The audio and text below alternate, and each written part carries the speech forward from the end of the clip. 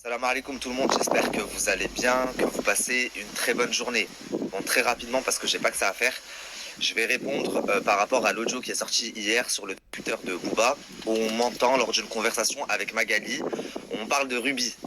Bon, alors pour ceux qui me suivent, vous vous rappelez, en juin maintenant, donc ça remonte à il y a quelques mois, j'ai voulu aider une femme de Bruxelles au final j'ai affiché, j'ai pas été le seul à afficher, il me semble que Poupette l'a affiché aussi, Soukaina l'a affiché.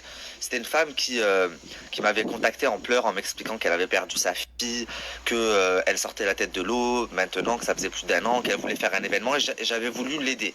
Sauf que avec le temps je me suis rendu compte, tout comme Poupette, Soukaina et d'autres influenceurs, qu'elle est en train d'arnaquer tout le monde et qu'elle avait pris de l'argent à des prestataires pour des stands pour un événement qui allait jamais avoir lieu. Suite à ça, j'ai été contacté par des gens de chez elle, de Belgique, qui m'ont dit Nabil, tu te rends pas compte, elle a tué sa fille, elle a fait des trucs de fou. Enfin, qu'est-ce que tu fous avec elle? Donc, moi, je lui avais mis une pression et je lui ai dit écoute-moi bien, tu vas rembourser tout le monde, je vais t'afficher. J'avais fait un live où je l'affichais, j'ai appelé Poupette. Enfin bref, vous vous rappelez certainement de cette histoire. Et pour ceux qui n'ont pas suivi, elle est sûrement encore sur YouTube. Les gens l'auront.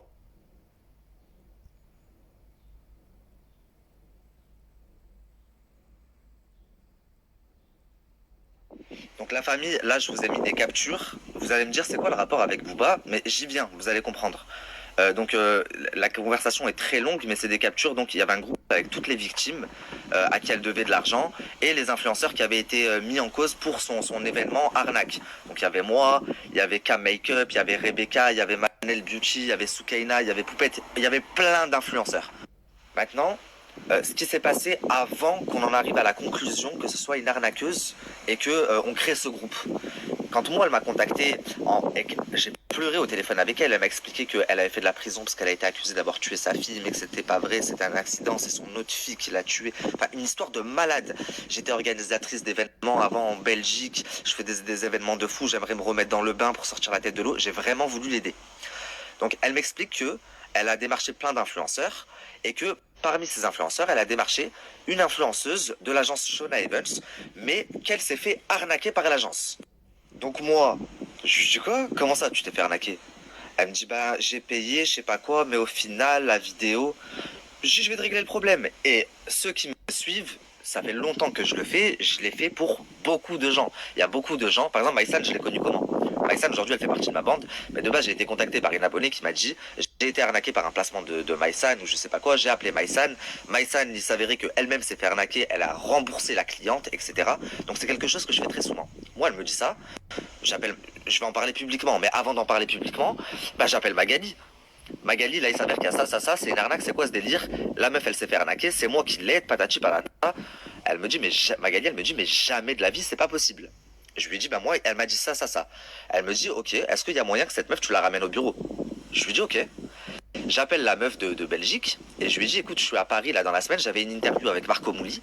Je lui dis, viens, comme ça, je termine mon interview et je te ramène voir Magali, je te règle ton problème. Écoutez la moralité de l'histoire. Faites du bien aux gens et on vous chie dessus. Après mon interview avec Marco, je la ramène donc chez Magali, enfin au bureau. Elle expose le problème à Magali. Magali lui explique que la personne qui lui a vendu l'influenceuse ne travaille pas chez Shona Evans, que c'est quelqu'un qui sous-traite et qui en effet la contacte pour prendre des influenceurs, vendre des posts, etc., etc. Elle lui dit t'inquiète pas, je vais régler le problème de suite. Et je me dis, bah, alhamdoulilah, j'ai fait une bonne action. Maintenant, avec Magali, on se retrouve à discuter de Ruby, parce que si vous allez sur ma chaîne YouTube, une semaine avant, il y a Ruby qui vient dans mon plateau. C'est Magali qui me l'a envoyé, suite à son agression.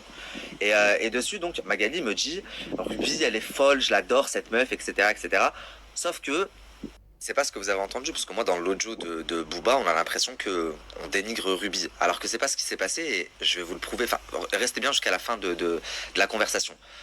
En fait, moi, ce qui me choque, c'est que je me dis, la meuf que j'ai ramenée, à qui j'ai réglé le problème, que soi-disant elle s'était fait arnaquer, machin, que j'ai voulu aider, bah en fait, elle est en train d'enregistrer dans le bureau.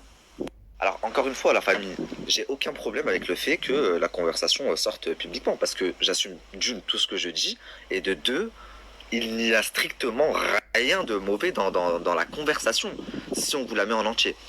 Elle me parle de Booba, j'ai obtenu une décision de justice pour son Instagram. On parle de Ruby parce que la semaine d'avant, elle me l'a envoyé au plateau. On parle de Kevin et Carla parce que je lui dis j'étais au mariage, j'ai vu le fils de Stéphane, mais je vous ai pas vu. Enfin, il y a vraiment rien de fou. Mais il y a deux grosses choses qui me dérangent énormément. Donc la première, je vous l'ai dit, c'est le fait de me faire enregistrer par quelqu'un à qui j'ai voulu faire du bien, à qui j'ai voulu faire du rire. Mais bon, ça m'étonne pas trop. J'en apprends chaque jour sur l'être humain et chaque chose est une leçon en fait. Et la deuxième des choses, c'est la désinformation. Parce que j'ai pas trop apprécié ce qu'a fait Booba. Je m'explique, je vais vous mettre une capture et je reviens vers vous. Mais après, l'agence de Jean Lévin, t'as aussi pas mal de meufs qui travaillent pour toi. Par contre, j'ai eu des casus. Moi, j'ai aucun des influenceurs. Regarde, même Ruby Nicara, s'il te plaît. Ouais. Bon, elle est détraquée. Mais en gros, ils sont détraqués. Non, mais ce que je veux dire, c'est. Non, mais pour faire ce genre de story, il faut quand même être détraqué. Mais en soi, elle est attachante. Tu vois, c'est une fille où tu vois que c'est détraqué, mais c'est une gentille détraquée. Et en soi, encore une fois, on y croit. Et Ruby, moi, je la connais, ça fait 3 ans maintenant, peut-être 2 ans et demi, 3 ans. L'autre jour, elle allait faire ça dans la journée. Elle allait faire Samdira. Elle m'appelle, elle me dit oui, Samdira, machin. Parce que Ruby, elle m'écoute au doigt et à l'œil. Ça veut dire qu'elle est folle. Et je lui ai dit, Ruby, il n'y a pas de Samdira. Tu vas aller chez Nabil. Donc du coup, j'appelle Nabil, je fais Nabil, je t'ai envoyé Ruby, elle n'ira pas. Et je lui ai fait annuler Samdira le jour même, c'est vrai. Elle n'y est pas et je lui ai dit, moi, il n'y a pas. Elle a attendu 3 jours que moi je fasse son tournage pour venir. Il n'y a pas. C'est-à-dire, Samdira, c'est mort, niette et enterré. C'est-à-dire que lui, je vais aller jusqu'au bout aussi. Ça va être un exemple. Ça va être mon deuxième exemple. Par contre, j'ai eu des casus. Moi, j'ai aucun des influenceurs. Regarde, même Ruby Nicara, s'il te plaît. Ouais. Bon, elle est détraquée. Mais en gros, ils sont détraqués. Non, mais ce que je veux dire, c'est. Non, mais faire ce genre de story, il faut quand même être détraqué. Mais en soi, Ruby, moi, je la connais, ça fait 3 ans maintenant, peut-être 2 ans et demi, 3 ans. L'autre jour, elle allait faire ça dans la journée. Elle allait faire Samdira. Elle m'appelle, elle me dit oui, Samdira, machin. Parce que Ruby, elle m'écoute au doigt et à l'œil. Ça veut dire qu'elle est folle. Et je lui ai dit, Ruby, il n'y a pas de Samdira. Tu vas aller chez Nabil. Donc du coup, j'appelle Nabil, je fais Nabil, je t'ai envoyé Ruby, elle n'ira pas. Et je lui ai fait annuler Samdira le jour même, c'est vrai. Elle n'y est pas. Et j'ai dit, moi, il n'y a pas. Elle a attendu 3 jours que moi je fasse son tournage pour venir. Il n'y a pas. C'est-à-dire, Samdira, c'est mort, niette et enterré. C'est-à-dire que lui, je vais aller jusqu'au bout aussi. Ça va être un exemple. Ça va être mon deuxième exemple. Bon, comme vous pouvez le voir, la famille, les deux audios sont différents. Et ils ont été postés à quelques minutes d'intervalle. Mais comme il était tard, il était à peu près 2 h du matin, il s'est dit, bon bah il n'y a pas beaucoup de gens qui ont vu et qui feront la différence. Sauf que la première version avait déjà été, enfin il y a déjà des parties qui ont été coupées. Mais si en plus la deuxième version, tu recoupes encore le peu de bien qui est dit, tu vois, bah t'as l'impression qu'on dit que du mal. Mais c'est pour vous montrer à quel point il est facile de manipuler le sens d'une conversation. Moi, j'ai aucun problème avec le fait que la conversation soit mise publique, parce qu'encore une fois, j'assume tout, il n'y a rien de mal. Mais mets-la en entière. Et là, il n'y a pas de problème. Ensuite, il y a autre chose qui me déplaît un petit peu, c'est la désinformation. Je m'explique. Moi, quand je suis arrivé, blogueur, c'était pas reconnu comme un métier. Aujourd'hui, ça l'est de plus en plus et ça va le devenir encore plus. C'est en train de prendre une dimension que jamais on n'aurait pensé, nous, les premiers blogueurs, il y a quelques années. Donc, Booba, dans le rap, c'est le king, il n'y a pas de problème. C'est le roi, il est là depuis des années. Par contre, en tant que blogueur, tu as encore certaines choses à apprendre. Et en faisant ça, eh ben, tu desserres tous les blogueurs, en fait, en faisant des trucs comme ça. Mets la conversation en entier ou ne mets rien. Ne manipule pas le sens des choses. Moi, je me suis jamais mêlé de la querelle de Magali et Booba, parce que moi, je suis la personne dans le milieu. Aujourd'hui, j'ai appris de mes erreurs. Je parle avec tout le monde. Je parle avec Magali, je parle avec Wesley, je parle avec Booba, Booba, je lui ai parlé avant que son compte saute sur Instagram. Je lui ai même dit, je viens à Miami te faire une interview. J'ai parlé un petit peu avec Booba sur Instagram, je lui ai proposé une interview, d'ailleurs il n'a pas refusé, il m'a dit pas maintenant, c'est pas le moment, et mon invitation elle tient toujours, si c'est ok je monte demain j'arrive à Miami. Mais et je lui expliquais d'ailleurs aussi que je parlais avec tout le monde dans ce milieu moi, je lui ai dit je parle avec Magali, je parle avec Wesley, et c'est pour ça que personne a confiance en moi.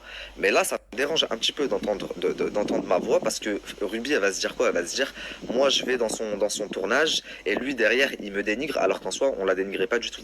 Si tu mets la conversation en entier, et ça me dérange absolument pas que tu la mettes, bah y a rien de mal.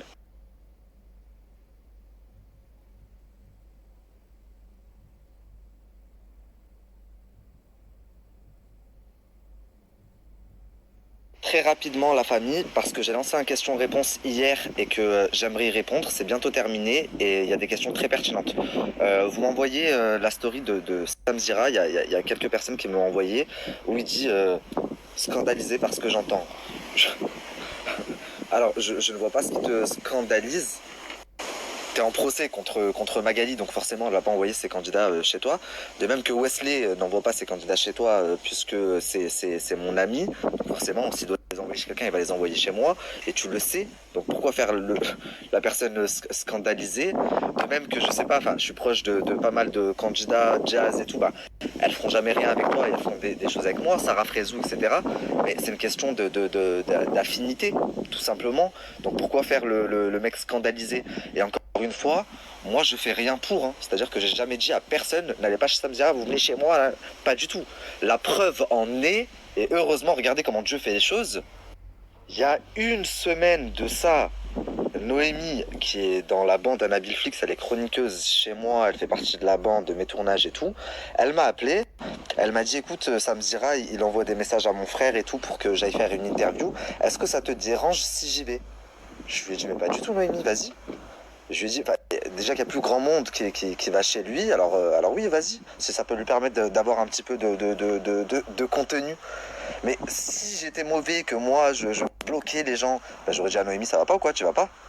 Et bien sûr qu'elle n'y serait pas allée, puisque à choisir, mieux vaut la longévité et même l'affinité, puisqu'on s'entend très bien avec moi, et elle fait beaucoup de tournages avec moi, plutôt qu'aller faire une interview avec Sam. Mais je suis pas dans tout ça, contrairement à lui.